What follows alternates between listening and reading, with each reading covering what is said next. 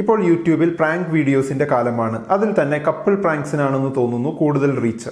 ഒരു കപ്പിളിനിടയിൽ പ്രൈവറ്റായി നടക്കുന്ന കാര്യങ്ങൾ അറിയാൻ മനുഷ്യർക്ക് പൊതുവെയുള്ള ത്വരയാണെന്ന് തോന്നുന്നു ഇത്തരം വീഡിയോസിലേക്ക് കുറേയധികം ആളുകളെ ആകർഷിക്കുന്നത്. ഒരു കപ്പിളിനിടയിലെ പ്രൈവറ്റായ കാര്യങ്ങൾ എത്രത്തോളം പബ്ലിക് ആക്കണം എന്നതൊക്കെ ഓരോരുത്തരുടെയും ഇഷ്ടവും സ്വാതന്ത്ര്യവുമാണെന്നാണ് എന്റെ അഭിപ്രായം.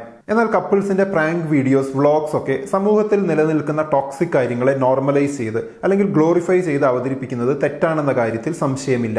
ഇത്രയും പറയാനുള്ള കാര്യം, ഈ അടുത്ത് വന്ന ഒരു കപ്പിളിന്റെ പ്രാങ്ക് വീഡിയോ ഒരുപാട് പേര് ഞങ്ങൾക്ക് മെസ്സേജായി അയച്ചിരുന്നു. അതിനെതിരെ റിയാക്ട് ചെയ്യണം അല്ലെങ്കിൽ അനലൈസ് ചെയ്യണം എന്നൊക്കെ പറഞ്ഞുകൊണ്ട്. ഭാര്യ ഭർത്താവിനെ പ്രാങ്ക് ചെയ്യുന്ന ഒരു വീഡിയോ ആണത്. കയ്യിലുണ്ടായിരുന്ന ചെയിൻ കളഞ്ഞുപോയി എന്ന് ഭർത്താവിനോട് പറഞ്ഞാണ് ഭാര്യ പ്രാങ്ക് ചെയ്യുന്നത്.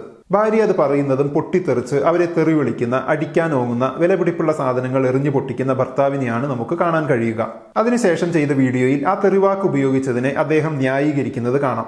അതിന് മുടി എന്ന അർത്ഥം മാത്രമേയുള്ളൂ, സുഹൃത്തുക്കൾക്കിടയിലൊക്കെ അത് സാധാരണമായി ഉപയോഗിക്കുന്ന വാക്കാണ് എന്നൊക്കെയാണ് ന്യായീകരണം. ഇനി തിരിച്ച് ഭാര്യയോ മറ്റാരെങ്കിലോ അദ്ദേഹത്തിന് നേരെ അത്തരം തെറിപ്രയോഗങ്ങൾ ദേഷ്യത്തോടെ ഉപയോഗിച്ചാലും അദ്ദേഹത്തിന് ഒരു കുഴപ്പവും ഉണ്ടാകില്ലെന്ന് വിചാരിക്കാം.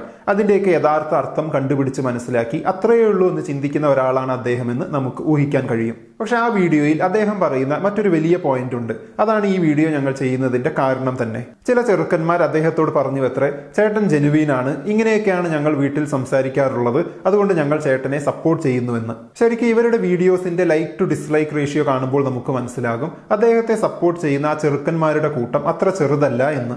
അതായത് ഭാര്യയെ അടിക്കാൻ ഓങ്ങുന്നതും തെറി വിളിക്കുന്നതും ഭാര്യയോട് റെസ്പെക്ട് ഇല്ലാതെ പെരുമാറുന്നതുമൊക്കെ ജെനുവീനായി കാണിച്ചാൽ അതിൽ തെറ്റൊന്നുമില്ല എന്ന് കരുതുന്ന ഒരുപാട് പുരുഷന്മാർ നമുക്കിടയിൽ ഇപ്പോഴും ഉണ്ടെന്ന്. ഒരു തെറ്റ് ജെനുവീനായി ചെയ്ത് അത് അങ്ങനെ തന്നെ കാണിച്ചാൽ അതിലൊരു കുഴപ്പവുമില്ല എന്ന് വിശ്വസിക്കുന്നവരാണിവർ. ഞാൻ നന്മമരമല്ല എന്ന് ഔദ്യോഗികമായി പ്രഖ്യാപിച്ചതിന് ശേഷം തെറ്റ് ചെയ്യുന്ന ടോക്സിക് അണ്ണന്മാരെ പോലെ, അവരെ കണ്ണടച്ച് സപ്പോർട്ട് ചെയ്ത് പ്രോത്സാഹിപ്പിക്കുന്ന അന്തമില്ലാത്ത ഫാൻസിനെ പോലെ. എന്താണ് ശരിക്കും ഈ കപ്പിളിന്റെ വീഡിയോസിലെ യഥാർത്ഥ പ്രശ്നം? രണ്ട് വ്യക്തികൾ തമ്മിൽ ഇടപഴകുമ്പോൾ, ഒരുമിച്ച് ജീവിക്കുമ്പോഴൊക്കെ ഏറ്റവും ഇമ്പോർട്ടന്റ് ആയി ഉണ്ടായിരിക്കേണ്ട ഒന്നാണ് പരസ്പര ബഹുമാനം എന്നത്. ഒരു ഹയറാർക്കിക്കൽ സെറ്റപ്പിൽ, ഉദാഹരണത്തിന് നമ്മുടെ നാട്ടിൽ ഒരു സുപ്പീരിയർ പോലീസ് ഉദ്യോഗസ്ഥന് താഴെയുള്ള പോലീസ് ഉദ്യോഗസ്ഥർ നൽകി വരുന്ന തരത്തിലുള്ള ബഹുമാനമല്ല ഈ പരസ്പര ബഹുമാനം കൊണ്ട് ഞാൻ ഉദ്ദേശിക്കുന്നത്. മറിച്ച് അപ്പുറത്തുള്ളയാൾ ഒരു വ്യക്തിയാണെന്ന് കണ്ട് അവർക്ക് അവരുടേതായ വ്യക്തിത്വമുണ്ടെന്ന് മനസ്സിലാക്കി അതിനെ അപമാനിക്കാതെ രണ്ടുപേർ തമ്മിൽ ഇടപഴകുമ്പോഴാണ് അവർ തമ്മിൽ പരസ്പര ബഹുമാനമുണ്ടെന്ന് നമുക്ക് പറയാൻ കഴിയുക.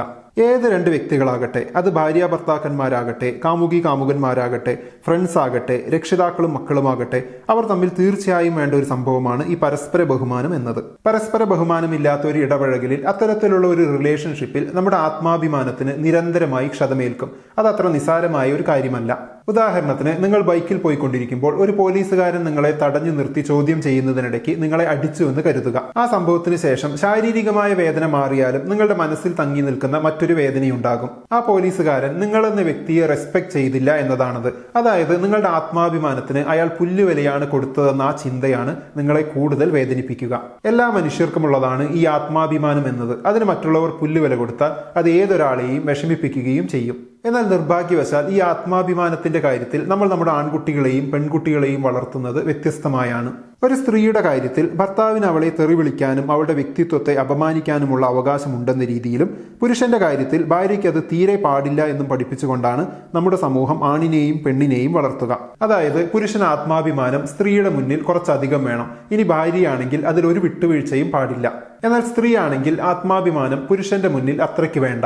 ഇനി ഭർത്താവാണെങ്കിൽ അതിന്റെ ആവശ്യമേ ഇല്ല. ഈ കപ്പിളിന്റെ വീഡിയോസ് അതിനൊരു ഉദാഹരണമാണ്. ഇത്രയ്ക്കില്ലെങ്കിലും മറ്റു ചില കപ്പിൾസിന്റെ വീഡിയോസിലും നമുക്കിത് കാണാൻ കഴിയും.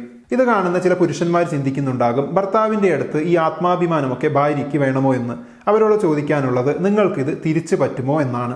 അതായത് നിങ്ങളെ തെറി വിളിക്കുന്ന, നിങ്ങളുടെ വ്യക്തിത്വത്തെ അപമാനിക്കുന്ന, അതിലൊന്നും ഒരു തെറ്റും കാണാത്ത ഭാര്യയുടെ ഒപ്പം ജീവിക്കുന്നതിൽ നിങ്ങൾക്ക് കുഴപ്പമില്ലേ എന്നാണ്. ഇങ്ങനെയുള്ള ഭാര്യമാരുടെ ഒപ്പം ജീവിക്കുന്ന ഭർത്താക്കന്മാരില്ല എന്നല്ല. പക്ഷെ ബഹുഭൂരിപക്ഷം കേസുകളിലും ഭർത്താവിന്റെ മുന്നിൽ ആത്മാഭിമാനം പണയം വെച്ച് ജീവിക്കുന്ന ഭാര്യമാരെയാണ് നമുക്ക് കാണാൻ കഴിയുക. കാരണം ഭർത്താവിന് ഭാര്യയ്ക്ക് കീഴ്പ്പെട്ട് ജീവിക്കേണ്ടി വരുന്നത് നാണക്കേടും, ഭാര്യയ്ക്ക് ഭർത്താവിന് കീഴ്പ്പെട്ട് ജീവിക്കേണ്ടി വരുന്നത് നോർമലായ ഒരു കാര്യവുമായാണ് സമൂഹം കാണുന്നത്. ആരും ആർക്കും കീഴ്പ്പെട്ട് ആത്മാഭിമാനം പണയം വെച്ചല്ല, മറിച്ച് പരസ്പര ബഹുമാനം പുലർത്തിയാണ് ജീവിക്കേണ്ടതെന്ന് നമ്മൾ മനസ്സിലാക്കേണ്ടിയിരിക്കുന്നു. വരും തലമുറയ്ക്ക് അത് മനസ്സിലാക്കി കൊടുക്കേണ്ടിയിരിക്കുന്നു. ഇങ്ങനെയുള്ള വീഡിയോസും അതിനൊക്കെ കിട്ടുന്ന ലൈക്സും കാണുമ്പോൾ മനസ്സിലാകുന്നത് ഇപ്പോഴും നമ്മൾ എത്ര പുറകിലാണ് എന്നതാണ്. എന്നുള്ളതാണ്. മാത്രമല്ല നമ്മുടെ സമൂഹത്തിൽ നടക്കുന്ന യഥാർത്ഥ സംഭവങ്ങളുടെ ഒരു സാമ്പിൾ മാത്രമാണ് ഇതുപോലുള്ള വീഡിയോസ് ഒക്കെ. മറ്റൊരാളുടെ മുന്നിൽ ആത്മാഭിമാനം പണയം വെച്ച് ജീവിക്കേണ്ടി വരുന്ന, അങ്ങനെയാണ് അവർ ജീവിക്കുന്നതെന്ന് സ്വയം തിരിച്ചറിയാൻ പോലും കഴിയാത്ത ഒരുപാട് സ്ത്രീകളുള്ളിടത്താണ് ഫെമിനിസം ആരെങ്കിലും സംസാരിക്കുമ്പോൾ എന്തിന് ഫെമിനിസം എന്ന് ചോദിച്ചുകൊണ്ട് ഒരുപാട് പേര് വരുന്നത്. ഈ കപ്പിളിന്റെ തന്നെ ഇതിനൊക്കെ ശേഷം വന്ന നെഗറ്റീവ് കമന്റ്സിന് റിയാക്ട് ചെയ്യുന്ന മറ്റൊരു വീഡിയോ ഉണ്ട്. അതും ഒരു പ്രാങ്ക് വീഡിയോ ആണ്. ഭർത്താവ് ഭാര്യയെ പ്രാങ്ക് ചെയ്യുന്ന വീഡിയോ. അതിൽ ഭർത്താവിനെതിരെയുള്ള നെഗറ്റീവ് കമന്റ്സിന് അതൊക്കെ കമന്റ്സ് എഴുതിയവരുടെ പ്രശ്നം എന്ന രീതിയിൽ അദ്ദേഹം പ്രതികരിക്കുന്നത് കാണാം.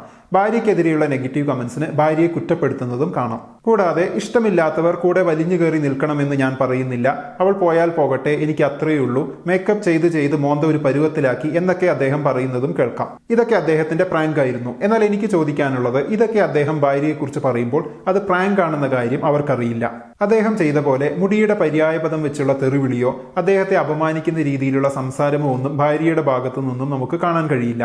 അതായത് ശരിക്കും അദ്ദേഹം അങ്ങനെ പെരുമാറിയാൽ അവർ എങ്ങനെ റിയാക്ട് ചെയ്യുമെന്നാണ് നമുക്ക് ആ വീഡിയോയിൽ കാണാൻ കഴിയുക.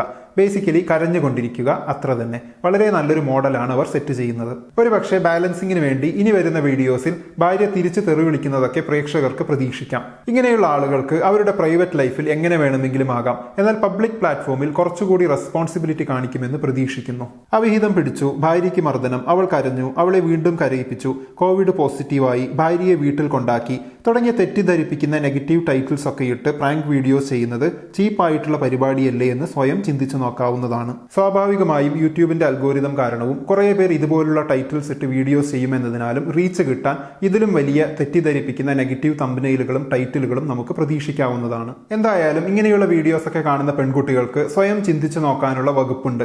ഫിനാൻഷ്യലി ആൻഡ് ഇമോഷണലി ഇൻഡിപെൻഡന്റ് ആകേണ്ടതിന്റെ ആവശ്യകതയെ പറ്റി. ചില റൊമാൻറ്റിക് ഷോർട്ട് ഫിലിംസിൽ കാണുന്നത് പോലെയായിരിക്കില്ല യഥാർത്ഥ ജീവിതത്തിൽ സംഭവിക്കുക. മറിച്ച് അവൾ ഉണ്ടാക്കിയ പൈസ കൊണ്ടുകൂടി വാങ്ങിയതായിരുന്നെങ്കിൽ ഞാൻ തെറി വിളിക്കില്ലായിരുന്നു, ഇങ്ങനെ വലിഞ്ഞു കയറി കൂടെ നിൽക്കണമെന്ന് ഞാൻ പറഞ്ഞിട്ടില്ല എന്നൊക്കെ ആരെങ്കിലും പറയുന്നത് കേൾക്കേണ്ടി വരുമെന്നതാണ് സത്യമെന്ന്. എന്താണ് ഇതുപോലുള്ള കപ്പിൾ പ്രാങ്ക് വീഡിയോസിനെ കുറിച്ചുള്ള നിങ്ങളുടെ അഭിപ്രായം? കമന്റ് ബോക്സിൽ എഴുതുമല്ലോ. നമുക്ക് അടുത്ത വീഡിയോയിൽ വീണ്ടും കാണാം. ബൈ.